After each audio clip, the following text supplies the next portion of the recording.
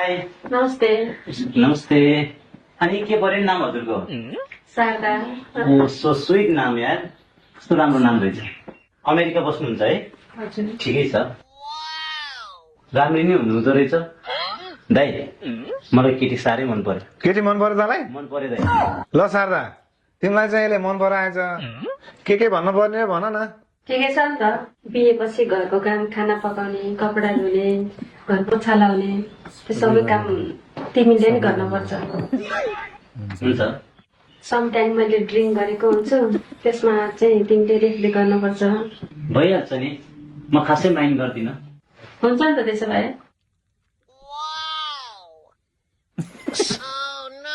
अब त हामी बिहा गरेपछि मजाले घुम्नलाई हनिमुन मनाउनको लागि हामी नेपाल टुर हानिदिनुपर्छ। हेर, मेरो पहिल्यैदेखिको प्लान हो कि त्यो नेपाल टुर हान्ने हनिमुन मनाउनको लागि। त्यसपछि हामी बाल बच्चाको प्लानिङ गर्ने। हेर, त्यसपछि हामी बाल बच्चाहरू त लगभग फुटबल टिमै हानिदिनुपर्छ। हेर, बालै रमाइलो हुन्छ। हेर, जिन्दगी यस आराम गर्नु। पैसा तिमीसँग छँदैछ टन्न, के टेन्सन लिने? मैले ठाउँहरू सबै चिनेको छु, मजाले घुम्ने, चिललाई बाँच्ने हो नि जिन्दगी त। देख कस्तो पागल जस्तो मान्छे लिएर आए दिपकजी।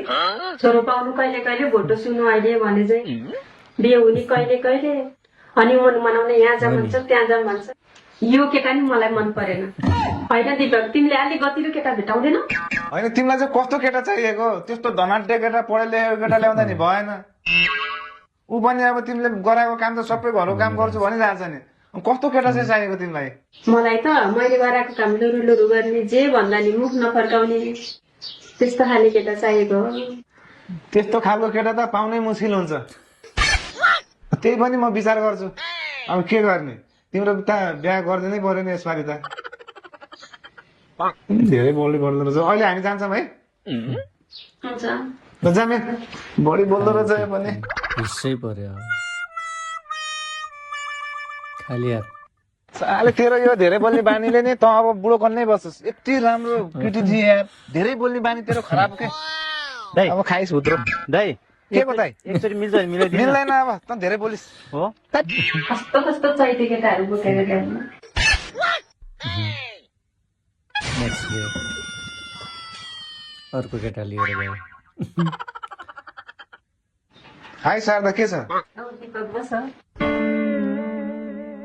ए केटो, यही के अरे, केटो चाहिँ एकदम सोझो छ। केही केटी उनै हो, केही सोध्न छ भने सोध नि त। हुन्छ अरे, पर्दैन सोध्न? ठिक छ। केटो के अरे, अब सोध्न केही छ भने, केही भन्न छ भने भन। मसँग बिहा गरेपछि खाना पकाउनु पर्छ, कपडा धुनु पर्छ, घरको काम गर्नु पर्छ, सबै काम गर्न सक्नुहुन्छ त? बेला बेला ड्रिङ्क्स गरेर आउँछु, स्याहार सुसार गर्न सक्नुहुन्छ? सोझो छ केटो त। ठिकै छ नि त। अब उसो भए बिहे चाहिँ कहिले गर्ने त? अब तिम्रो समय पनि धेरै छैन भन्ने छ होइन? अब धुमधाम बाजा बजाएर त बिहा नगर्ने पहिल्यै भनिरहेको छु। अब भोलितिर गएर मन्दिर सन्दिरमा गएर बिहा गर्दा हुन्छ होला। हुन्छ नि त, मलाई त्यस्तो रमझम गरेर बिहा गर्नु छैन। वैशाखै आज 1 गतेको दिन राम्रो छ भन्छ, आजै बिहा गरौँ न त मन्दिर गएर। ल अब शुभ काममा किन ढिलो गर्ने त? जानु त मन्दिरतिर। तिमी राजी ऊ राजी, क्या गरेका पाजी। ल हिँड त, जा। पछि पछि लाग्नु पर्यो नि। अब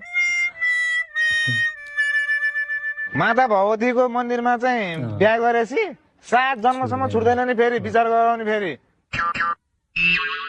ल अगाडि हिँड, तिमीहरू दुईटा बुढाबुढी हुने मान्छे। आजदेखि चाहिँ तिमीहरू बुढा र बुढी भयो। अब दुर्गा माताको आशीर्वाद लिएर आऊ।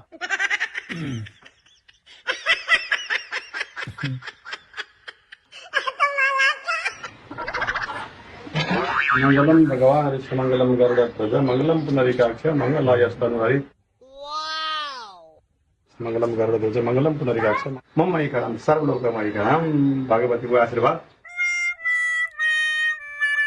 ले हजुरहरूको कामना पूर्ण होस्। बिहे भयो। अब मलाई पनि ढुक्क भयो, साथीको नि बिहा गराइयो। अब पार्टी खुवाउने होला नि त। अब पार्टी भोलितिर खाइहाल्नुला नि, के ठुलो कुरा भएर। हुन्छ नि त। ल है, ल शारदा, हामी चाहिँ बजारतिर पुगेर आउँछौँ। होइन के हो उहाँ त बोल्नुहुन्न त अनि यो कहाँ बोल्छ त नि उ त बुङ्गो भने बोल्न सक्दैन अरू सबै कुरामा बाटो टाटो छ त्यति बोल्न मात्र सक्दैन अनि यस्तो लाटोसामी बिहा गराइदिनु त के गर्नु त अब टाटो बाटो धनाटे सनाटे राम्रो बाटो टाटो ल्याउँदा अब कोहीलाई नि मन पराएन के अरे अब तिम्रो नि उमेर छिप्पिसक्यो अब त्यो तिमीले बोलेको कुराहरू चुप लाएर सहने मान्छे त लाटोले मात्र सहन्छ अरूले सहँदैन त्यही भएर लाटो लिएर आएको नि अब के गर्छौ त लाटो भयो नि बुङ्गो भयो नि अब तिम्रो पोइ भइहाल्यो अब लिएर जाऊ हामी त गयौँ बजारतिर